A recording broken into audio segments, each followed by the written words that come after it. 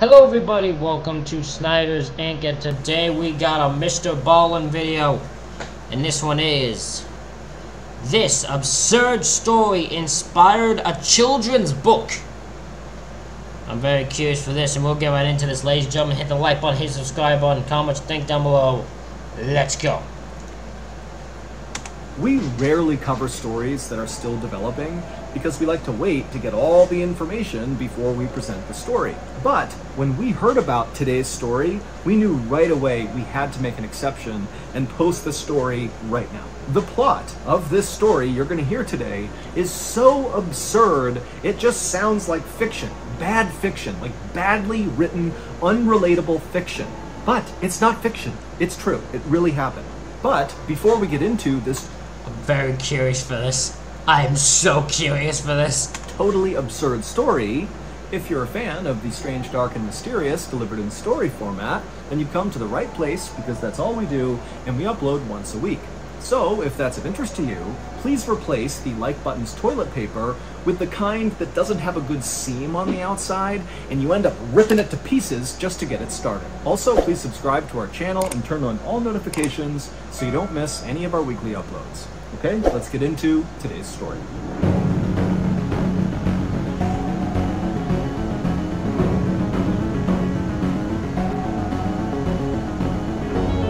Western Russian Farm Animal. Very interesting title. I'm curious. I'm way curious. At around 9 p.m. on March 3rd, 2022, a 31-year-old woman named Corey Richens tucked... I know the story. Develop a story. I now know this story. I know what this one is. Alright. He's gonna teach me more than what it's about. He's gonna give me more information than I probably know. But I know what the story is. Tucked her 3 young sons into their beds and then headed downstairs to her kitchen inside of her luxurious home in suburban Utah. Once she got down to the kitchen, she yelled out for her husband, whose name was Eric, to come join her in the kitchen. Corey had some big news that she had just learned that day, and now that their kids were all tucked away in their beds and were off to sleep, she and her husband could celebrate this big news and share a drink together. A moment later, Eric walked into the kitchen and Corey grinned at him and handed him his drink and then gestured for them to go upstairs to their bedroom.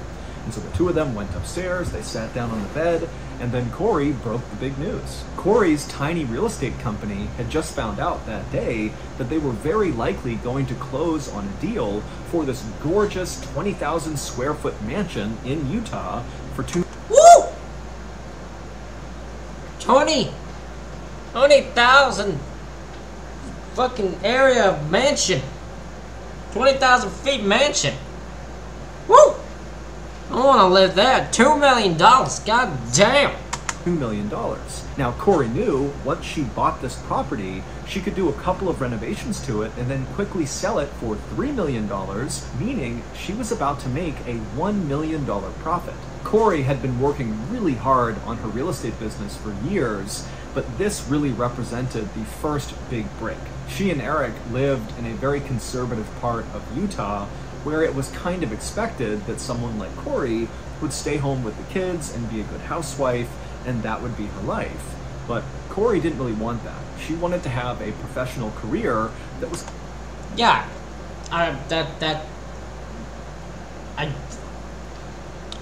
The fact there's a neighborhood where that's a normal thing is even weirder, but the fact that, like, this is a big thing that a woman wants to have a professional career, the fact that's still a thing is hilarious to me. At least in this case. It's kind of on par with her husband's. Yeah. Eric ran a very profitable masonry company that allowed the family to take vacations to Mexico and Spain every year, and also to afford their sprawling property at the end of the cul-de-sac. Corey had stayed home when the 3 boys were much younger, but now that they were 5, 7, and 9 years old, they had decided to hire a nanny, which had allowed Corey to finally go out and pursue her professional dreams. And so, totally beaming with pride, Corey sat there on the bed and clinked her husband's glass and went over all the details of this deal and talked about how great their lives were about to become with all this additional income. But fairly quickly, both of them decided they were too tired to stay up and celebrate any longer, especially Eric, who earlier that day had gotten an allergy shot and it had totally knocked him out. He was feeling kind of weak and tired, and so the two of them decided to just go to bed. And so after brushing their teeth and changing, they got into their bed, they turned off the light, and they were about to lay down and go to sleep when they heard their 7-year-old crying in his bedroom. And both parents let out a groan, and then Corey, she stood up, indicating she would handle this because they knew often their 7-year-old would have nightmares, and the only way he would go back to sleep was if his mom laid with him. And so Corey, she kissed Eric, and then as Eric rolled over to go to bed, Corey walked out of the room, she went down the hall, went into her son's bedroom, she got under the covers, and then before long, she and her son had fallen asleep. A few hours later, Corey suddenly sat up inside of her son's bed. It was about 3 a.m., and for a second, she couldn't even figure out where she was. The house was silent, it was totally dark, and she was confused, but then she remembered she had gotten up to tend to her son, and so she checked on her son, she saw he was still sleeping, and so she climbed out of the bed, she tucked him back in, she gave him a kiss, and then she left his room, went down the hall, and went back into her bedroom, where she climbed into her bed. And she saw that Eric had kicked off all the covers, and he was sleeping on his back. And so Corey laid down on the bed and kind of rolled up right against her husband, and she pulled the covers up over both of them, and then she closed her eyes to go to sleep. But right as she did that, she noticed something very strange. Eric's body felt freezing cold. Corey opened her eyes and sat up in bed. She turned over and kind of pushed Eric to see if he would sit up and figure out why he was so cold. But Eric didn't budge, and when she pushed him, he felt really heavy, like dead weight. And so suddenly starting to panic, Corey yelled Eric's name several times, but Eric didn't budge. And so Corey leapt from the bed, she grabbed her phone, and she dialed 911. And when the dispatcher picked up, Corey was so hysterical as she's looking at her husband lying motionless in his bed that she could barely tell the dispatcher what was going on. But finally, she did get it out to the dispatcher, and the dispatcher said, "Stay calm, the ambulance will be there as soon as we can." And so just moments later, Corey heard the sirens outside, and so she ran downstairs, she flung the door open, and practically cried with relief as the paramedics charged into the house. But when the paramedics got upstairs into the bedroom and they went to go revive Eric, they saw right away it was already too late. Eric was dead. What? Just what? What? Well, I know what happened, I think, sort of, because I know the story, but I don't know enough details because I don't, I don't look into current true crime. I let other people tell me that stuff. But yeah, was he poisoned? That's what I'm gonna assume, because every story I've heard is just that someone, like, the way it's been worded is not been very decisive on how he died. So I'm gonna assume poison.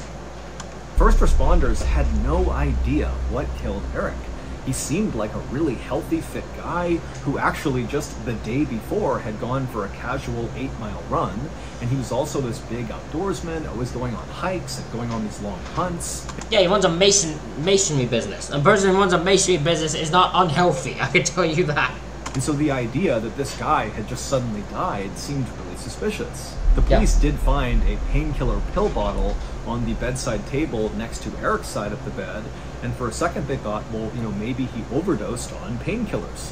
But when they looked at the label on this pill bottle, it was immediately clear that this was a really old pill bottle and almost certainly had been empty for some time. When they asked Corey what she thought might have happened, she was totally in shock, but she did say, I don't know, I have no idea what happened to him. But, the day before, he did get that allergy shot, and he had a kind of adverse reaction to it, and really wanted to go to bed quite early, which seemed odd. But both Corey and the first responders agreed that it seemed pretty far-fetched that an allergy shot would lead to Eric's death. Suicide was also considered a possibility by first responders, but Eric really didn't have any reason to want to harm himself. He was a very devoted and loving father who adored his sons. He coached all their sports teams and went on all these adventures with them and was... Yeah, so everything's going good for him, so there's no reason to take the life, plus there's no obvious sign on how he did, if he did. So yeah, it's still trying to figure out just how he died. I'm still certain it's poison. And I know poison. I know who did. Y'all will know who did. I'm just, I don't know. always out back kicking a soccer ball around with them. And his business was booming, and he had just learned that night that his wife's business was potentially going to start booming as well. And so ultimately, the police told Corey that we're just going to have to open an investigation and try to figure out what happened, and we'll be in touch. And if you think of anything that might help the investigation, please let us know. And Corey said, of course, I'll tell you, but she really wasn't listening. All she was thinking about was her 3 sons who were still sleeping in their beds and had no idea their dad was now gone. Over the next... Yeah, I didn't really think on that. 3 kids are gonna wake up. 3 kids went to bed with their father alive and are gonna come wake up to their father gone. It's gonna feel like a nightmare that 7-year-old, because that 7-year-old had a nightmare. I don't know what the nightmare was about, but that son had a nightmare that ended up causing, and it's gonna feel like 10 times worse. This is gonna feel like a nightmare that 7-year-old can't get out of. Few weeks, while the family waited for autopsy results, Corey really focused her energy on her 3 boys, who were really hit hard by the loss of their dad. Yeah. Eric had been such a hands-on father that his absence was enormous in these boys' lives. The 5-year-old kept asking, "Where's Dad, and when can I see him again?" The older 2 boys, who did sort of understand that their dad was dead, would also ask questions like, well, can Dad still see us, or can Dad still hear us? And these questions broke Corey's heart, because she did not have an adequate answer to any of them. And so she tried to find a children's book online and in bookstores. Well, the first one it's just hard to answer to a child, but you do know the answer. The one of can he see us and can he hear us, depending on your belief, I guess, could be an answer. Like, if you'd have a belief that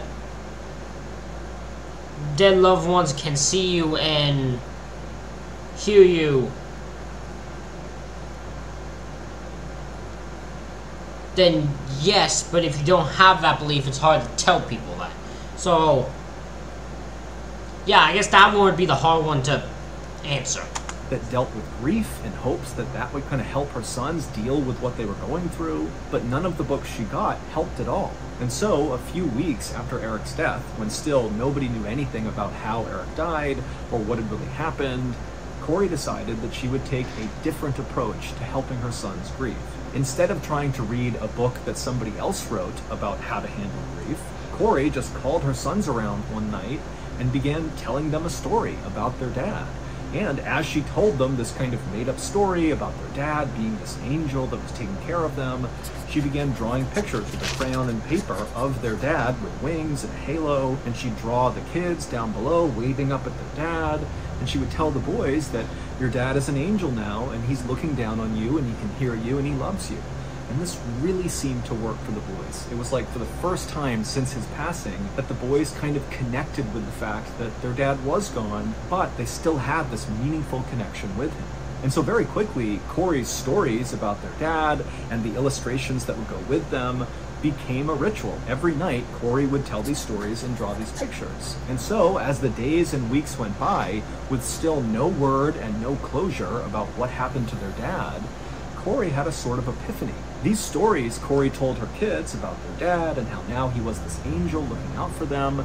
She could see firsthand how powerful it was and how really it was helping her sons cope with this loss. And she thought, why don't we turn our stories and all these illustrations into an actual grief book for kids? In theory, great idea. If it works, because if it works, there you go. Because if this hadn't took the turn it did, that was a genius idea of you have a story, you told a story to your kids to help them grieve, and it worked and it helped them feel better, at least from grieving.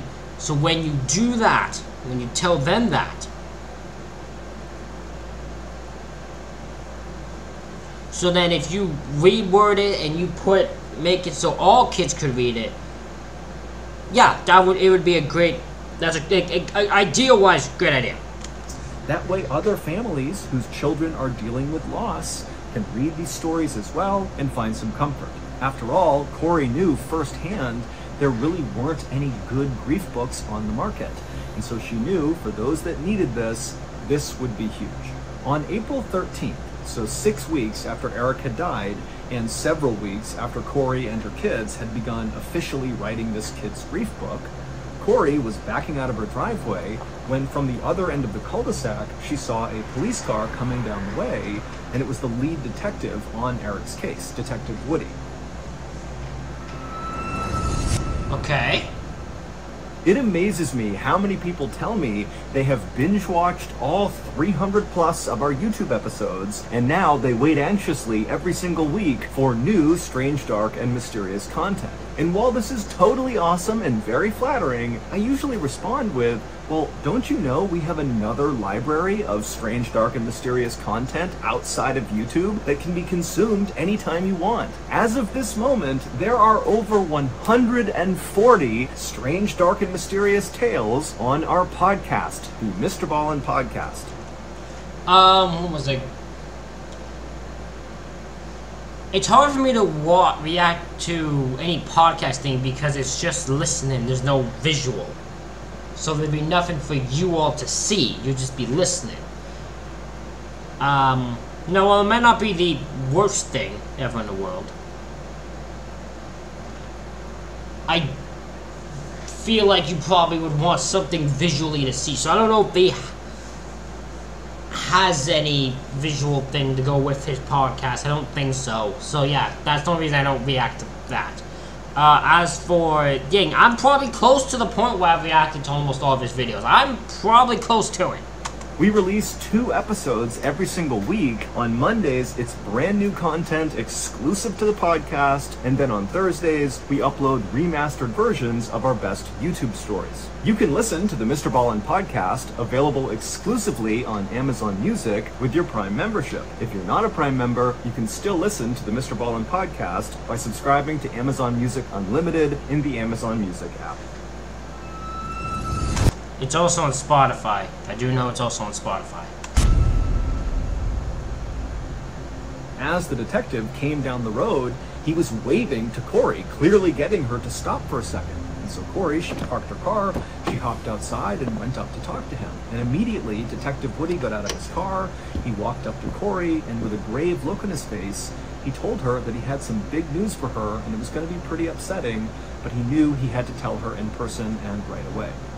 He told her that the autopsy results were in, and they determined that Eric had not died of natural causes. He had... Hold on. I want to say... What is it? 6 weeks?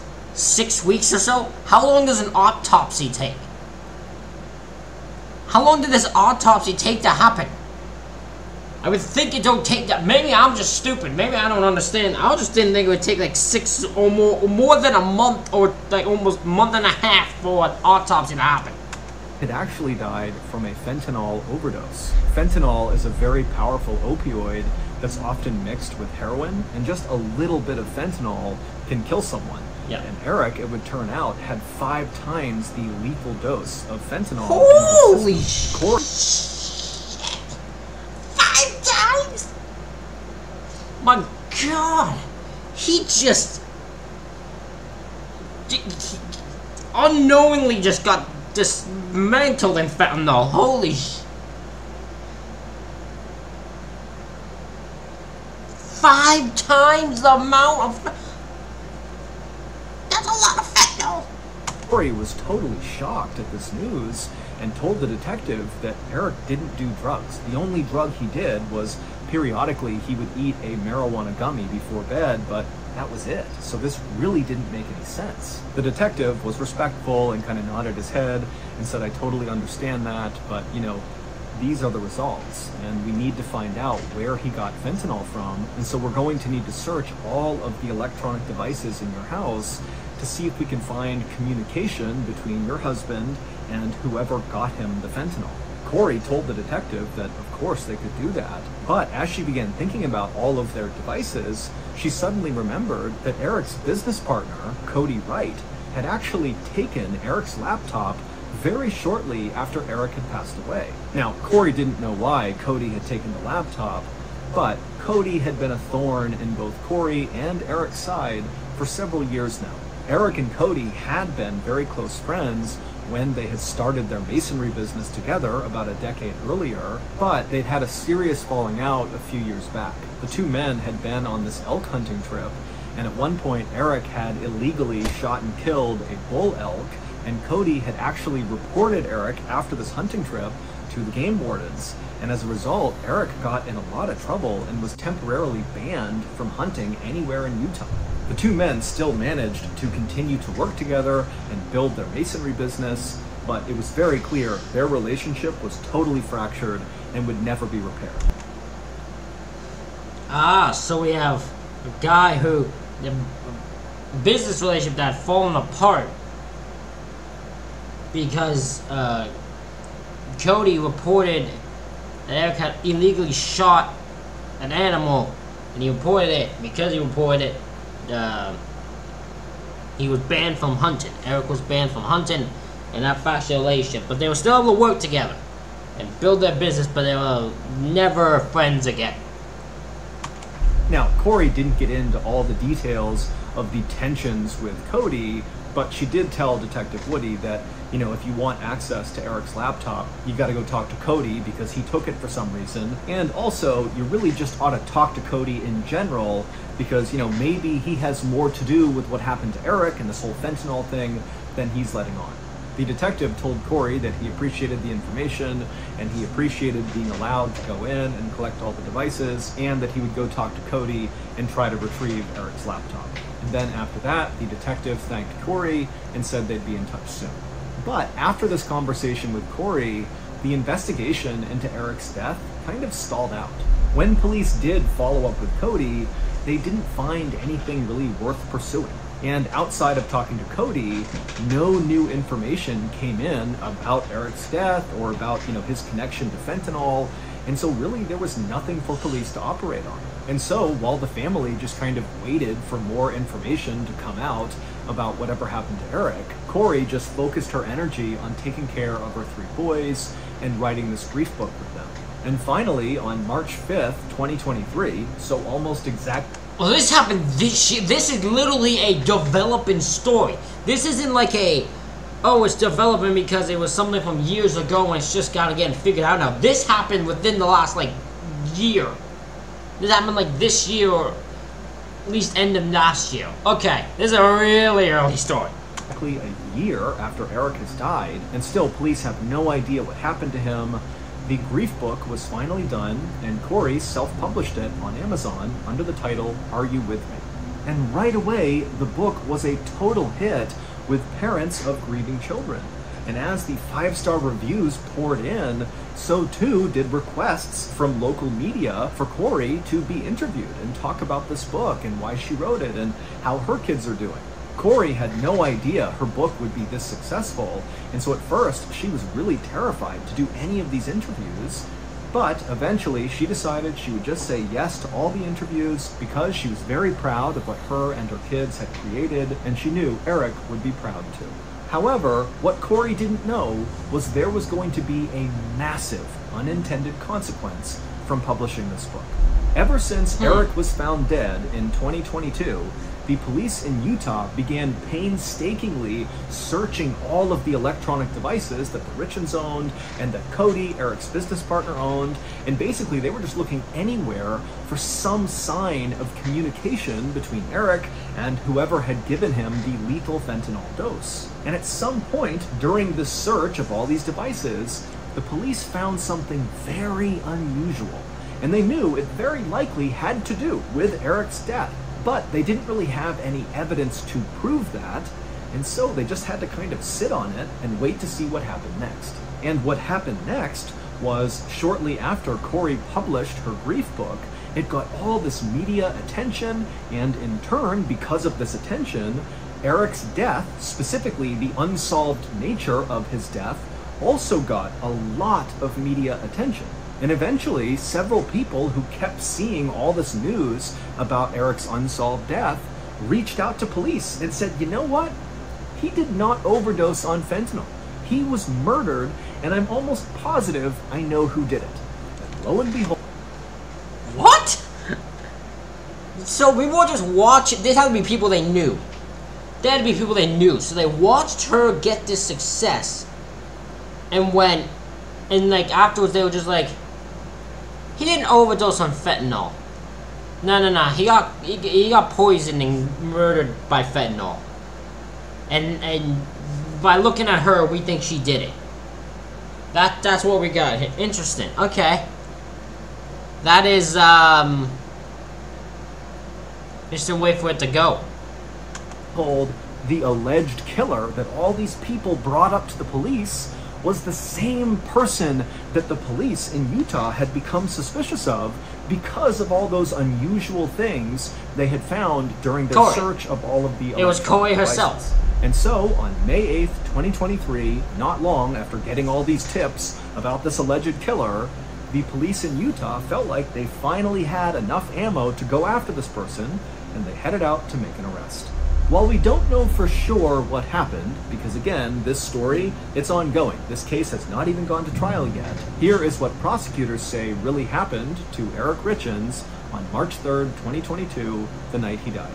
That night, Eric was upstairs when he heard Corey down in the kitchen calling for him, saying to come down and join her. And so he went downstairs, he went into the kitchen, and immediately he saw his wife grinning ear to ear, and she promptly handed him a drink and said, "I have big news and we're going to celebrate." And after the two of them went up to their bedroom, Corey told Eric all about this big real estate deal and how... So my guess was she poisoned the drink. It's the drink that killed him, pretty much. The drink, the fentanyl drink, took his life. Their company was about to profit $1 million, and then after that, they clinked their glasses together, said cheers, and took a sip from their cups. The drink that Corey made for both of them was called a Moscow Mule. It's made with ginger beer, vodka, and lime. But when Corey mixed Eric's Moscow Mule, she added one additional ingredient. Fentanyl. A lethal dose of fentanyl. Yeah. It would turn out Corey had been stealing money from Eric's bank accounts, and he had found out. Eric also had discovered that Corey had been taking out these massive loans in their family's name, which Eric was really upset about. In fact, this guy's the worst money user in history. You stole money from your husband's bank account. He's gonna find out. He's gonna get mad at you for it. You then take out gigantic loans in the family's name, which he's gonna find out, and he's gonna get mad at you for it. Why would you do these two things that are clearly going to get you in trouble with your husband? She's stupid. She's stupid. In fact, Eric was so upset with Corey that he wanted a divorce and was talking to a divorce lawyer and making sure after the divorce was finalized that Corey could not touch his money. But perhaps sensing that a divorce was imminent and the money faucet would be turned off, Corey simply took out a $2 million policy on Eric and then killed him. And then shortly after that, in order to help her sons deal with the loss of their father, who she killed, she wrote a grief book about it and sold it for a profit. Yep. Police say Corey had been working for weeks to figure out the right fentanyl dose to give to her husband. On Valentine's Day that year, Corey had given Eric a poisoned sandwich that had fentanyl in it that she attached a love note to, but it obviously did not kill Eric. He just broke out in hives. So Corey got a stronger dose of fentanyl, she put it in his drink on March 3rd, and this time it worked. The story that Corey told first responders when they arrived to hopefully try to save Eric was that, they had had this celebratory drink, and then they went to bed, and then she had gotten up to see her son, and then, when she came back at 3 a.m., Eric was cold to the touch, and she called 911. But in reality, after she poisoned her husband, and he's laying there still on the bed, slowly dying from this overdose, she just got up and paced around the house for several hours, Googling things like how to destroy electronic evidence and luxury prisons for the rich in America. These...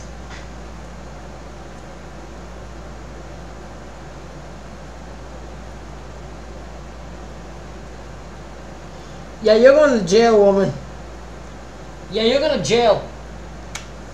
You're going to jail. You're going to be... You're guilt-ridden. You're going to end up in jail, without doubt. without a doubt, you're going to jail. There was no... No, I bet you this.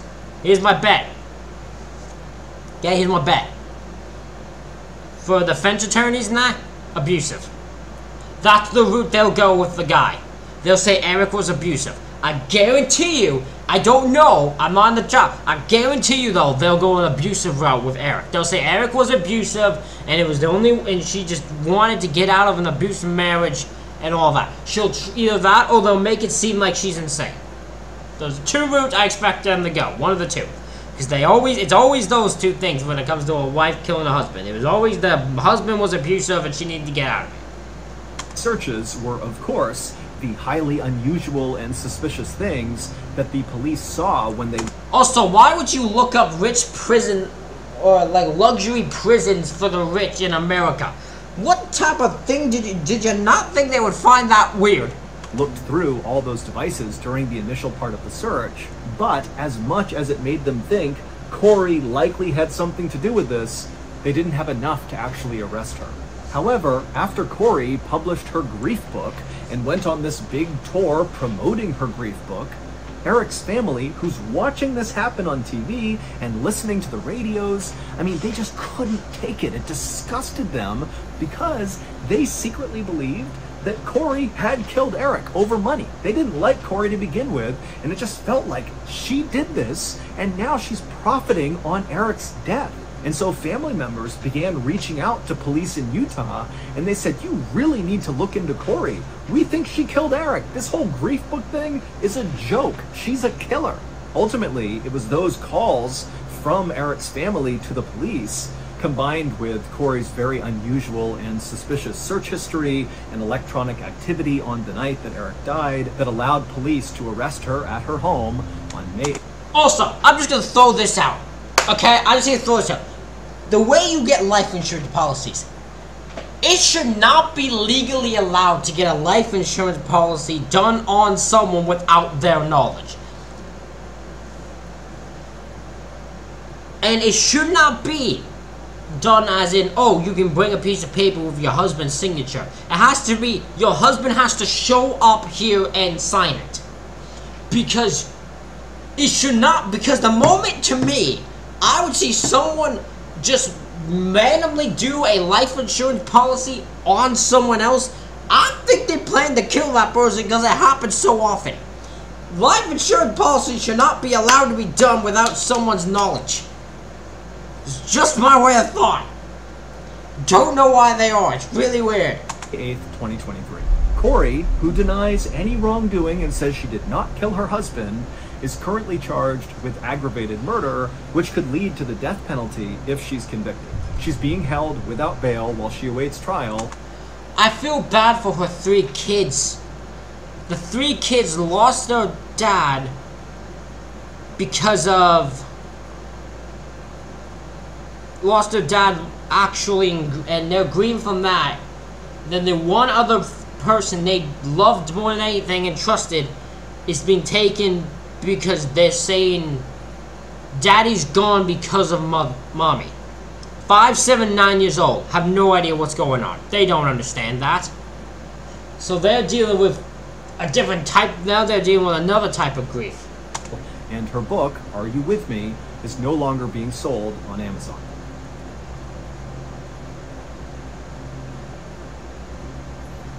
On June 8th, 1980.